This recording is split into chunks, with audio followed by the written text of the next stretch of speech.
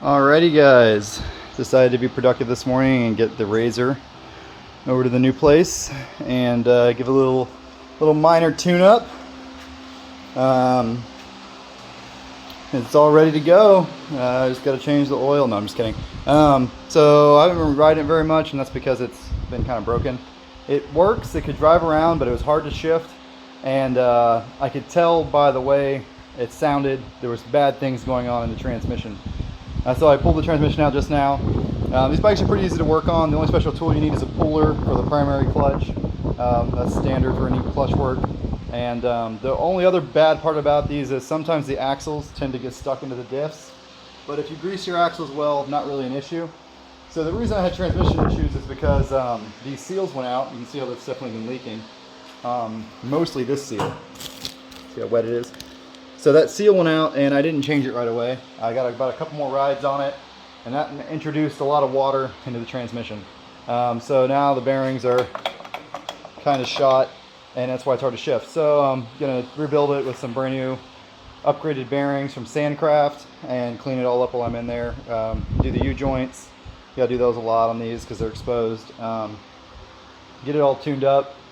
But basically, the Polaris transmission does use some pretty cheap bearings.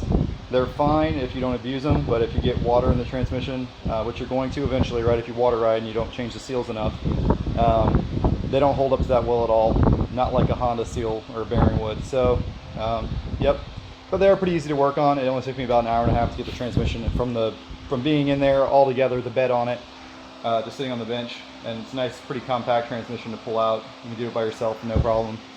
As far as steps go to pull the transmission, you got to pull the bed, which is down there.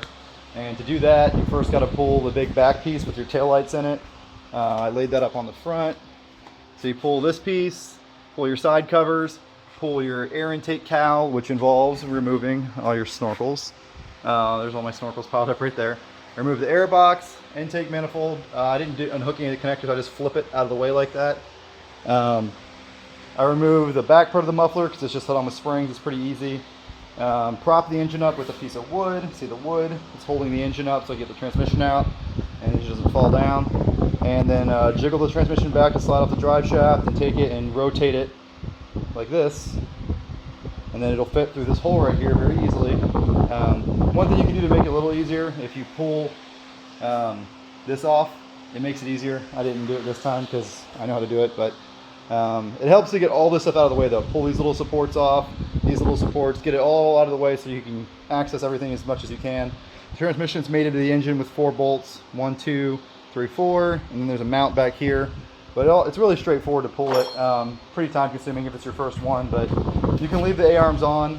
I just decided to pull the whole knuckle and portal assembly. It's the easiest thing to do with my 4-inch portals, the bane of my existence. But that was pretty easy.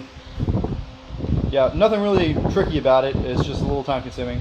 As far as rebuilding the transmission, you do need a few pullers and bearing splitters and things of that nature. But we have all those, so no big deal, pretty easy. This thing's going to be nasty on the inside though, so it's going to be a lot of flushing and a lot of carb cleaner and things like that. So we get it rebuilt and hopefully get some more RZR videos for you soon. I really want to put these tires to work. I've only got a couple rides with the 35 by 20 or 35 skinnies on the 20-inch wheels, so hopefully we can test it out soon.